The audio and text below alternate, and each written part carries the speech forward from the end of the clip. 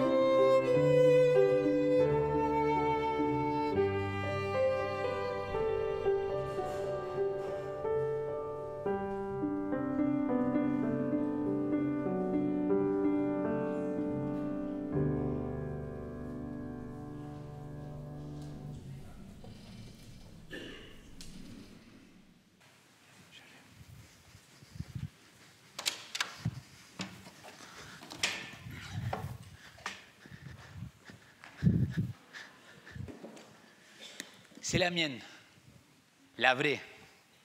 En réalité, j'ai plusieurs. Mais il va falloir qu'on se retranche les manches, parce qu'aujourd'hui, on va travailler. Oui, c'est le jour de sabbat, je sais. Le jour de sabbat, on ne travaille pas, n'est-ce pas? C'est pour ça que je prêche aujourd'hui. Non, c'est le service. C'est vrai que ma boîte outils, j'ai plusieurs à la maison. Et chacune de ces boîtes outils, il y a différentes choses. Mais j'aimerais faire une illustration ce soir. Imaginez que chacun de nous, on est arrivé dans ce monde avec une boîte outils. Et cette boîte outils, il y a un marteau. Et comme vous le voyez, il est bien utilisé, mon marteau. Il y a des pinces. Il y a des tournevis. Il y a des niveaux. Il y a des mètres. Il y a plein de choses dans cette boîte outils. On a tout ce qu'on a besoin pour pouvoir construire, pour pouvoir réparer, pour pouvoir édifier. Mais il me semble que personne ne peut t'obliger à utiliser cette boîte outils. Et oui, je suis en train de te donner la conclusion déjà. Même Dieu, il ne peut pas t'obliger à utiliser cette boîte outils. Et plus j'avance dans le ministère pastoral, plus je me rends compte que la vie spirituelle, elle est comme une boîte outils. Tu peux avoir cette boîte outils, mais si tu utilises ceci pour visser ou dévisser, ben tu vas avoir du mal, mon ami. Et il y a des gens qui, dans la vie, ils utilisent un outil comme le marteau pour pouvoir dévisser ou visser. Bon, il y a d'autres qui l'utilisent pour frapper, ça c'est pas bon. Mais chaque outil, il y a une fonction.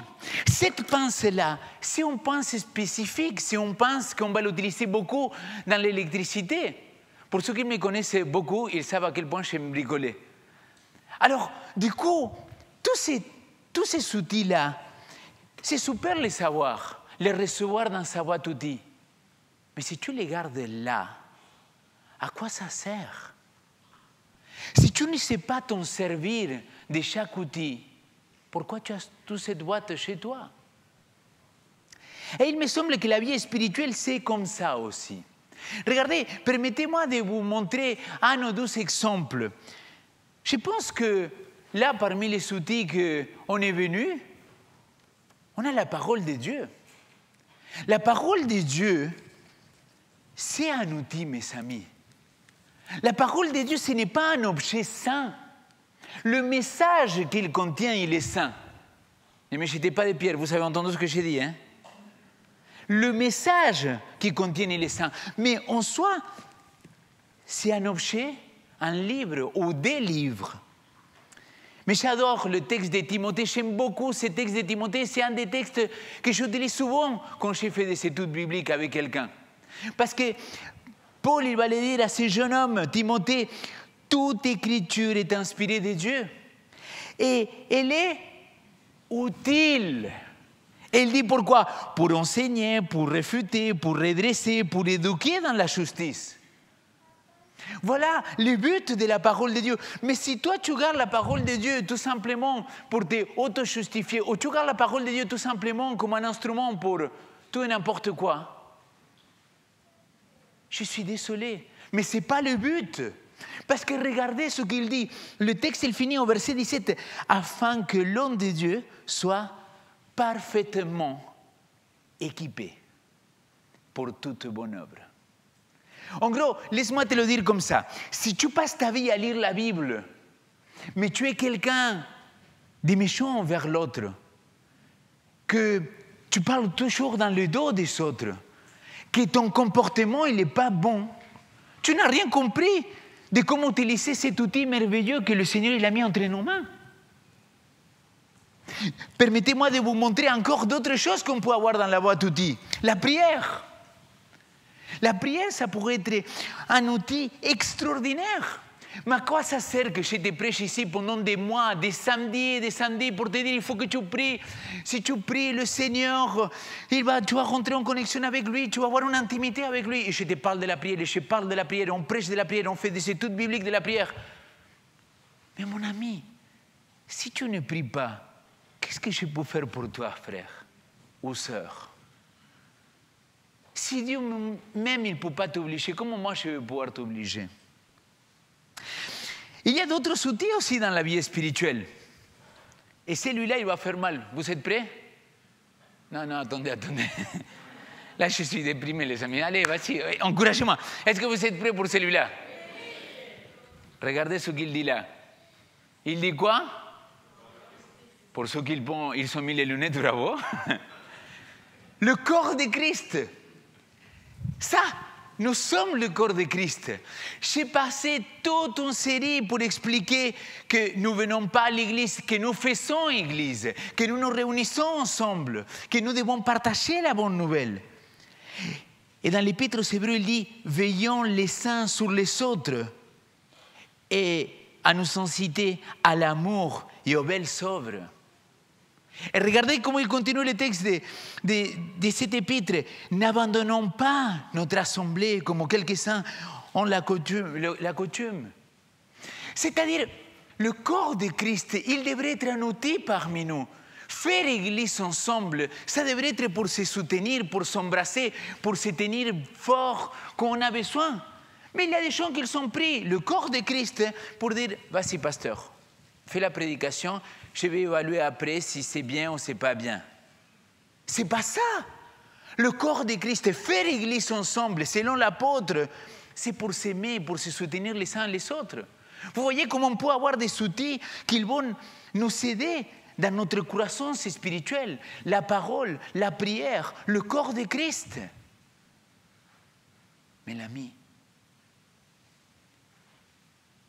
Dieu lui-même, il ne peut pas t'obliger à utiliser ces outils-là. Si toi, tu n'es prêt à l'utiliser, comment tu veux que le Seigneur il puisse en servir? Il y a des outils qui sont pour la vie au quotidien dans notre foi. Et j'ai un outil à parler aujourd'hui aussi. Pour ceux qui sont très loin, je vais le lire pour vous. Le pardon. Ah, pasteur, toi, tu ne sais pas comment cette personne-là, il m'a fait de mal. Je ne pourrai jamais de la vie le pardonner. Si tu le dis, qu'est-ce que moi je peux te dire de contraire? Si toi, tu es déjà convaincu que tu ne vas jamais pouvoir le pardonner. Mais quel est l'outil que le Seigneur il nous a donné? La parole. Jésus-Christ, quand il était sur la croix, il n'a pas attendu à qu'on vienne lui demander pardon. Il a pris la décision, il a dit, Seigneur, pardonne-leur, car ils ne savent pas ce qu'ils font. Et nous avons un outil magnifique pour nos familles, pour nos relations, pour le travail, pour nos collègues, pour les membres d'église. Le pardon. Ah, mais c'est très difficile. Je l'ai dans ma boîte outils, mais tu sais quoi, je préfère le laisser ranger. Je ne sais pas très bien comment m'en sortir.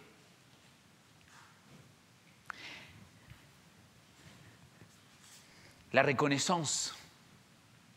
Un autre outil merveilleux que le Seigneur il a mis entre nos mains. Aujourd'hui, peut-être vous n'êtes pas très à jour de ce qui se passe dans les réseaux sociaux. Des gens athées ou non-croyants, ou qui ne font pas partie d'une dénomination, qu'est-ce qu'ils disent? Quand tu te réveilles tous les matins, prends 2 ou 3 minutes pour méditer. Et comment tu vas méditer? En respirant profondément, exhalant. Et après, tu reconnais et tu remercies pour 3 choses à l'univers. Ça, c'est ce qui se passe dans le monde aujourd'hui. Mais si ça se passe, c'est parce qu'il a des bénéfices. Sauf qu'un jour, il y a quelqu'un qui m'a dit, oui, il faut que tu remercies l'univers. Et j'ai dit, ah non, moi je remercie le créateur de l'univers.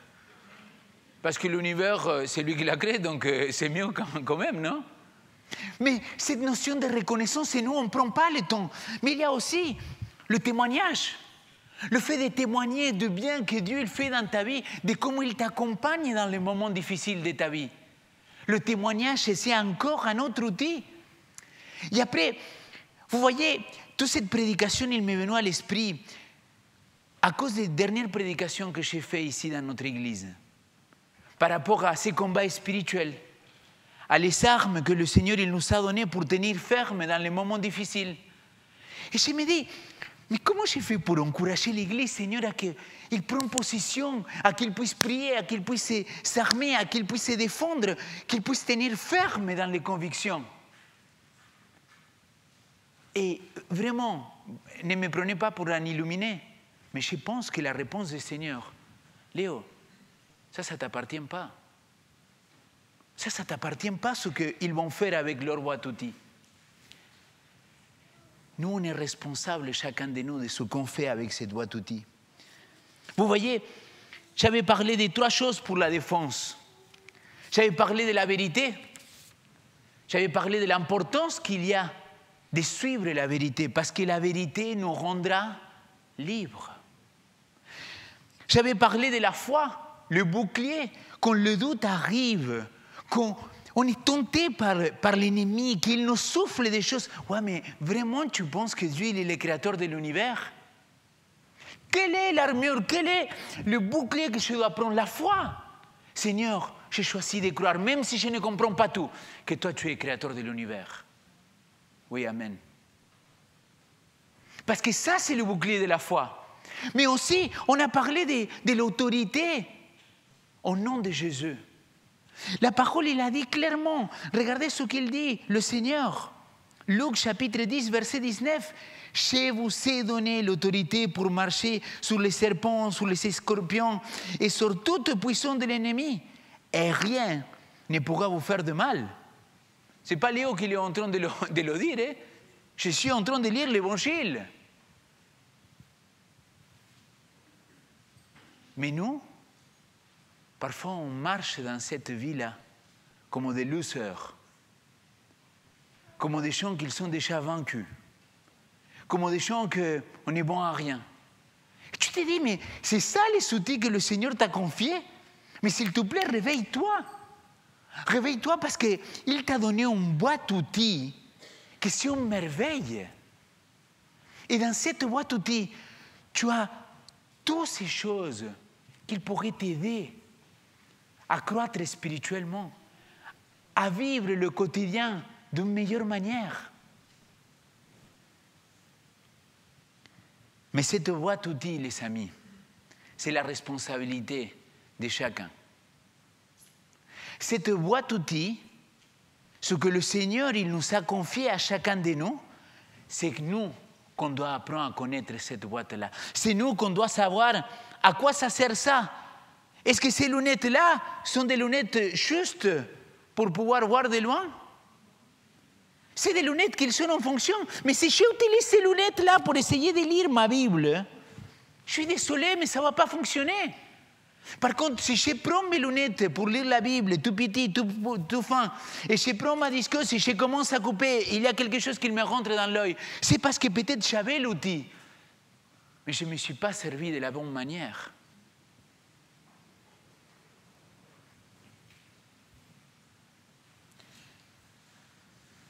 Notre Seigneur Jésus-Christ, et depuis le commencement de ce monde, le Seigneur, il cherche des ouvriers, des collaborateurs, qui ouvrent leur boîte, mais qui ne la laissent pas tout simplement ouverte, mais sinon qu'ils se mettent au travail. Et tu sais, je vais vous raconter quelque chose. Cette semaine, j'ai pensé à la prédication, j'ai dit, je vais faire ceci, je vais faire cela. Et je me suis dit, comme je vous ai dit, j'ai plusieurs boîtes. Et j'ai une boîte que j'ai toutes les affaires pour la plomberie. Et donc cela, je ne m'en sers plus parce que c'était à l'époque quand j'ai travaillé dans le bâtiment. Et aujourd'hui, la plomberie elle a beaucoup évolué. Elle est toute propre, elle est toute neuve, les outils ils sont nickel. Et je me dis, il faut que j'amène cette boîte-là, n'est-ce pas? Et après, je me dis, ben non. Ben non, parce que j'aime beaucoup cette boîte-là, parce que cette boîte-là, c'est celle que j'utilise régulièrement, toutes les semaines pour bricoler. Elle est remplie des choses, des poussières, n'importe quel bricoleur, il comprend de quoi je parle, n'est-ce pas? Et on pourrait ils ne sont pas quand même dans ton niveau, Eric. Hein? Ton niveau de saleté des boîtes, c'est différent. Mais cette boîte-là, elle a de la vie, c'est-à-dire elle a des vécus. Et donc oui, les outils, ils ne sont pas tout neufs, ils ne sont pas tout propres, mais parce que je me suis en servi. Parce que je me suis dit, Seigneur, avec ce que tu m'as confié, je voudrais le mettre au service de ma maison, pour construire, pour renouveler, au service de l'Église. Et c'est exactement ce qu'il va se passer aussi avec nos talents que notre Seigneur il nous a confiés. Là, il y a quelque chose que je voudrais arriver. Le Seigneur, il nous a parlé que cette boîte outils, si tu la laisses là, soit elle va prendre de la rouille, soit elle va rester tout neuf, mais personne ne va s'en servir. Et dans la vie de chacun de nous, il y a des domaines dans lesquels on a rangé des choses, on a caché des choses et qu'on ne les met pas au service des autres. Et c'est de ça qu'il va parler la parabole qu'il nous a été lue tout à l'heure par Claudia. Mais avant d'arriver à cette parabole, laissez-moi vous lire ce qu'il dit l'apôtre Jacques, chapitre 1, verset 22. Il dit, mettez la parole en pratique. Ne vous contentez pas de l'écouter en vous abusant vous-même. Si tu viens, tu écoutes la parole. Si tu vas chez toi, tu lis la parole, mais tu ne la mets pas en pratique. À quoi ça sert, l'ami? S'il vous plaît, relisez Galates chapitre 5. J'avais commencé la semaine, il y a 2 semaines en arrière, en lisant les œuvres de la chair. Mais regardez la suite. Quels sont les fruits de l'esprit? Ce que la boîte utile devrait m'amener, ce que le Saint-Esprit devrait m'amener, c'est à toute bonne œuvre, à marcher par l'esprit et vivre par l'esprit. L'amour, la joie, la paix, la patience, la bonté, la foi, la douceur, la maîtrise de soi. Et il n'y a rien qui est contraire à ces choses-là. Mais la parole de Dieu, il doit être mise en pratique dans notre vie. Mais le Seigneur, il a dit, écoute, si je t'ai donné tout ça, si je te donne mon Saint-Esprit, c'est avec une raison. C'est que tu puisses mettre au service ces talents-là. Et la parabole qui nous a été lue, la parabole de Matthieu chapitre 25, est-ce que vous savez qu'est-ce qu'il y a avant le chapitre 25? Le chapitre 24, bravo. Tu es un génie. Et après le 25? Oh là là. Tu vois comment vous utilisez votre intelligence, votre boîte outils? Les amis, chapitre 24, c'est le discours de Jésus-Christ sur la fin des temps. Et ensuite, qu'il va donner toutes ces prophéties de ce qu'il va se passer, il va sortir quoi? Des paraboles pour expliquer ce qu'il a dit. La parabole des 10 vierges, il faut la lire dans ce contexte-là. La parabole des talents, il faut la lire dans ce contexte-là. La parabole du jugement dernier, et que ce n'est pas une parabole, là, il faut la lire dans ce contexte-là. On est en train de parler de la fin des temps. Et il dit, à la fin des temps, mes serviteurs, ils vont avoir des belles boîtes outils remplies de talents, mais ils ne vont pas s'en servir. Ils vont les cacher. Ils ne vont pas vouloir que les autres les regardent parce qu'ils sont honte. Mais le message de Christ, il est violent, mes amis. Je ne sais pas si vous avez pris le temps déjà de relire et de relire ce que Jésus-Christ il va dire dans cette parabole-là. Rappelez-vous, il y a 3 serviteurs. Le premier, il va avoir ces talents-là et il va les mettre à fructifier. Il va les développer, ces talents. Le deuxième, il va faire de même. Il avait moins de talents. Mais le troisième, au lieu de faire fructifier ce talent-là, il va faire quoi? Je vais le cacher. Mais le pire de tout, le pire. Est-ce que vous avez vu pourquoi il cache le talent? Parce qu'il a peur de son maître. Et la peur, jamais il peut être un bon conseiller. L'amour de Dieu bannit la peur. L'amour de Dieu chasse la peur. Et donc, du coup, au lieu de développer les talents, qu'est-ce qu'ils vont faire? Ils vont les cacher. Ils vont les laisser enterrer.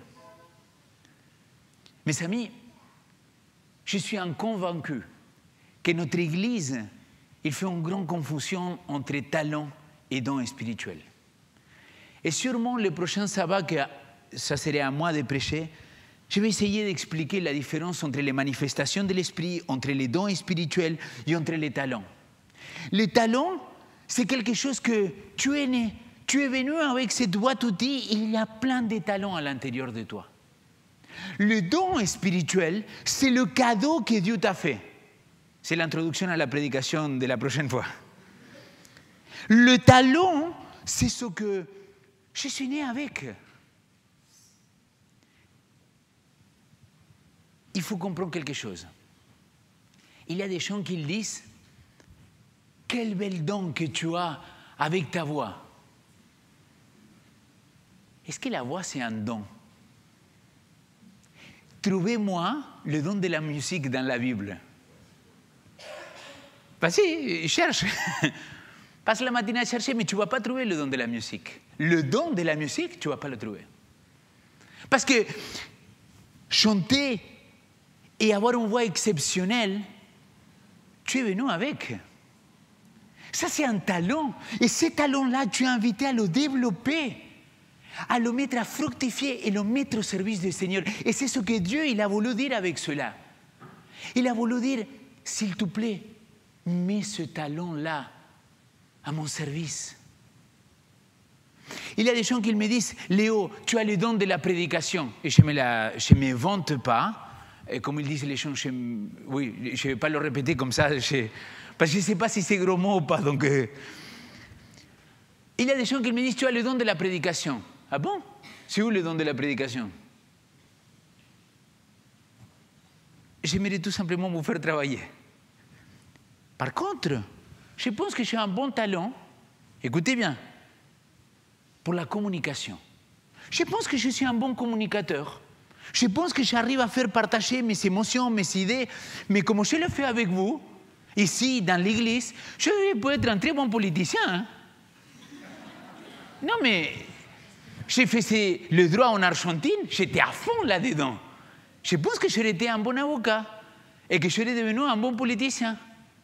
Parce que c'est quelque chose qui était inné en moi, la communication. Alors, mais de là à que cet talent que le Seigneur m'a donné, il m'invite à le développer pour son service. Là, je rentre dans le plan de Dieu. Oui, amen, alléluia. Parce que c'est exactement ce que le Seigneur il nous invite à faire. À dire, hey, viens, quel est ton talent? Dis-moi quel est ton talent, s'il te plaît. Si tu me fais confiance, ensemble, toi et moi, si tu assumes ta responsabilité, si tu sors ta boîte d'outils, ton talent, et tu dis, vas-y Seigneur, comment je peux mettre ces talents-là à ton service?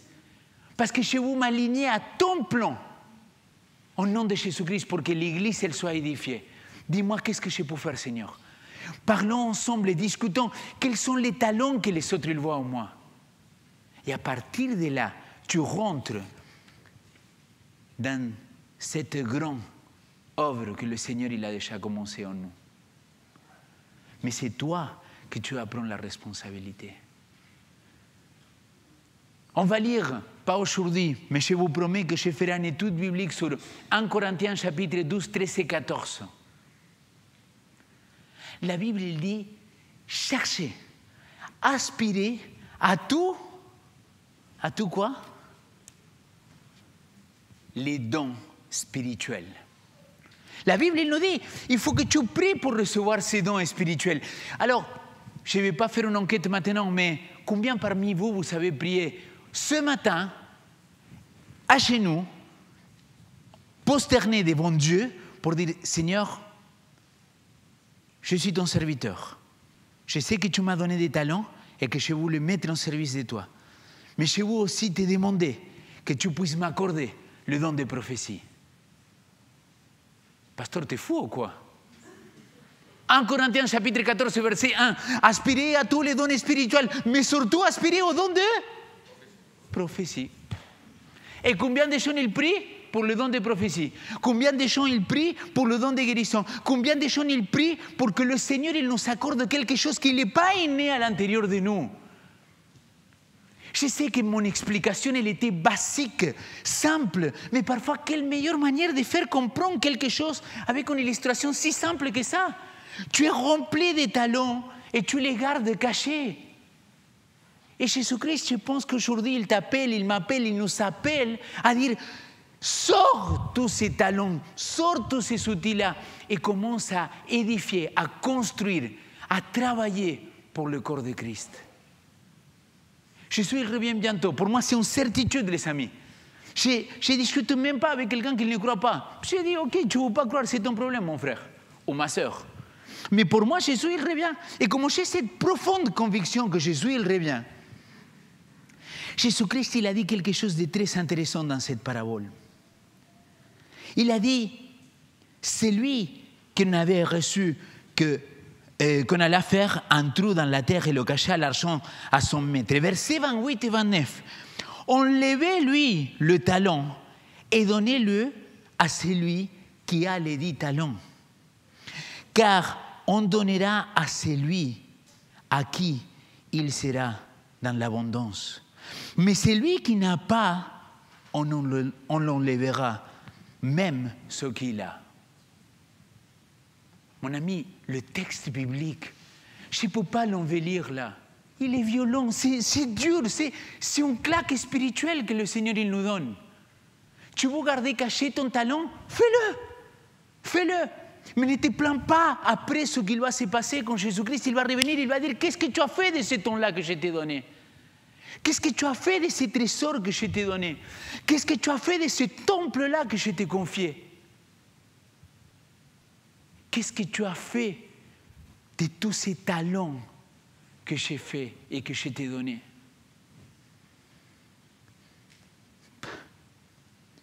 On était à Impact à Montluçon.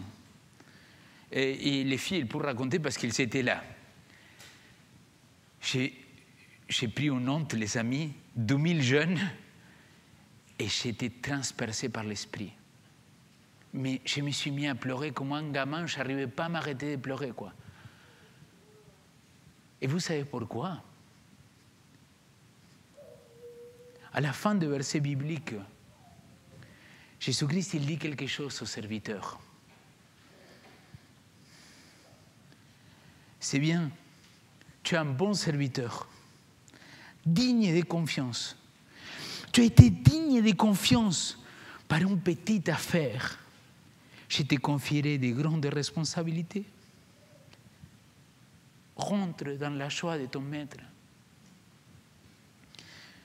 L'ami, il n'a rien, mais il n'a rien au monde plus important et plus complaisant et qu'il te remplit autant qu'être au service de Dieu. Moi, je le vis comme ça. Et pendant mon leçon, à la fin, je disais, moi, je rêve d'une chose. Je ne sais pas si je lui poserai beaucoup de questions à Dieu, si je lui parler de soucis ou de cela. Moi, je rêve d'une chose. C'est qu'il me voit tête à tête. En plus, en espagnol, il y a un chant qui dit « cara a cara, espero verle ». Tête à tête, j'espère le rencontrer. Et le chant, il dit « qu'est-ce que ça sera ce jour-là, quoi ?» Et imagine Jésus là devant toi. Et moi, à la Léo, je l'imagine qu'il me fait un petit claque comme ça, il me dit « bravo Léo, tu étais un bon serviteur. Rentre dans la joie de ton maître. » C'est ça que le Seigneur il aspire pour chacun de nous. Je sais que vous avez des problèmes, je sais qu'on a tous des difficultés, qu'on doit faire face à la maladie, qu'on doit faire face à la mort, qu'on doit faire face à un monde qui est en déclive total. Mais au nom de Jésus-Christ, lève-toi et mets-toi au servir notre Seigneur. Parce que Jésus-Christ, il revient bientôt, mon ami. Et j'espère, oh là là, c'est dur aujourd'hui, de tout mon cœur, j'espère que quand Jésus-Christ, il reviendra, il te fera un grand câlin et il te dira, ah, ma servante, mon serviteur, tu étais digne de confiance dans des petites choses. C'est pour ça qu'aujourd'hui, je t'invite à rentrer dans la joie de ton maître. Et ça, tu peux le vivre dès aujourd'hui. Mes amis, je ne pensais pas que j'allais être ému comme ça. Je vous demande pardon parce que ce n'était pas le but d'être si ému que ça. Mais les diacres et les diaconesses, ils sont préparés, ils vont vous distribuer une petite feuille. Et cette petite feuille, c'est un questionnaire. Vous savez qu'on rentre dans une période dans laquelle on va travailler, qu'on va essayer de comment développer l'Église, comment travailler ensemble. Et vous allez voir, les filles, vous pouvez commencer à distribuer, les diacres et les diaconesses. Et dans cette petite liste, je ne veux pas que vous le fassiez maintenant, parce que maintenant, même moi, je suis rempli trop d'émotions pour pouvoir vous parler de ça. Donc ne vous engagez pas tout de suite. Mais vous allez voir, il y a une liste. Dans cette liste-là, tu pourrais participer de différentes manières. Tu pourrais t'engager comme un responsable, tu pourrais t'engager comme tout simplement à participer de quelque chose. Mais s'il te plaît, je t'invite à prendre quelques minutes, et peut-être pas pour remplir maintenant le questionnaire, parce que peut-être tu vas avoir besoin de penser la semaine, mais prends un petit moment pour prier et demander à Dieu de te montrer comment toi tu peux utiliser cette boîte outils qu'il t'a confiée, et comment ton temps, tes talents, tes trésors, tu pourrais le mettre au service des grands maîtres. Amen.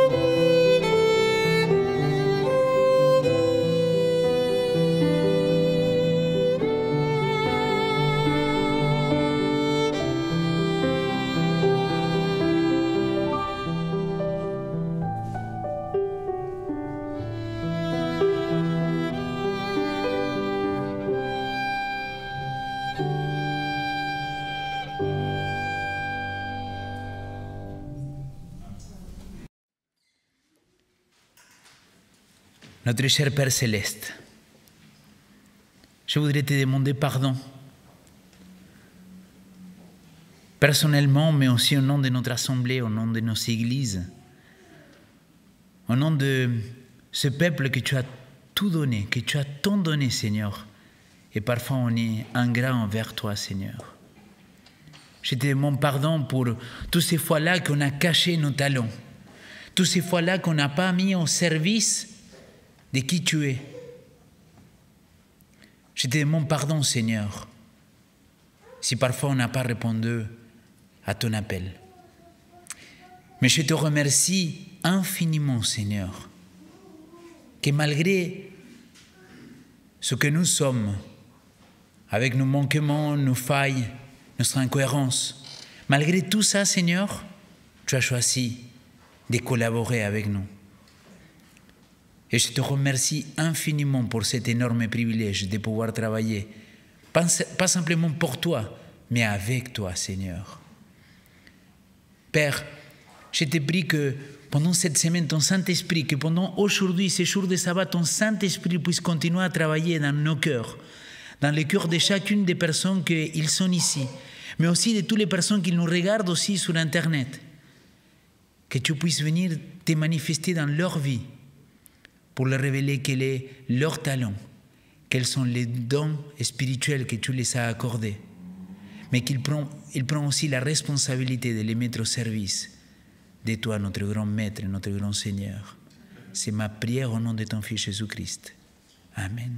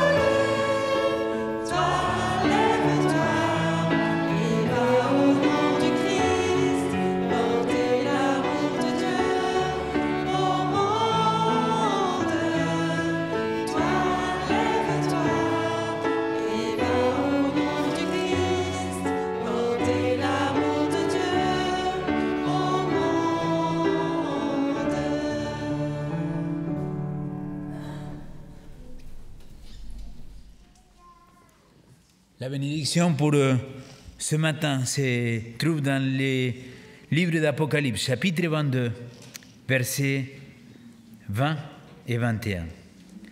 Celui qui atteste ces choses dit, oui, je viens bientôt. Amen. Viens Seigneur Jésus, que la grâce du Seigneur Jésus-Christ soit avec vous tous. Amen.